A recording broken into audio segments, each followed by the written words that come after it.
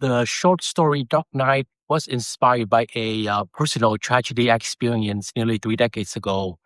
When I was in middle school, I had a friend named Han Wing. We only knew each other for a few months because he and his parents had recently immigrated from Vietnam to the United States. Tragically, after being here for only 4 months, Han was murdered. Much of my memory of him has faded with time after all this happened in 1996, nearly 30 years ago.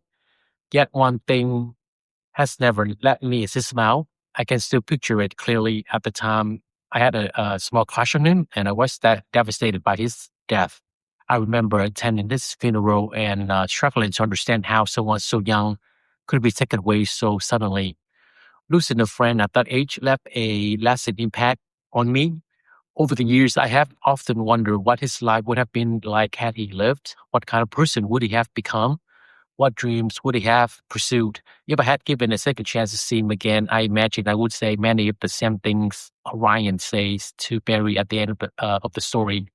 While Dark Knight is a work of fiction, it is rooted in that universal longing to see someone you have lost one more time. If you had the opportunity to reunite with someone who meant the world to you, what would you say?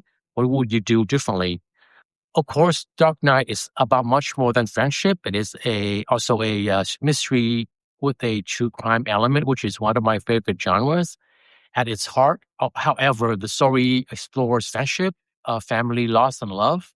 Love serves as the central theme as Ryan harbors deep feelings for Barry, while Angie is also in love with Barry. The relationships create emotional conflicts that shape the story's journey. The novel brings together a cast of interconnected characters with Barry, Ryan, Angie at its center.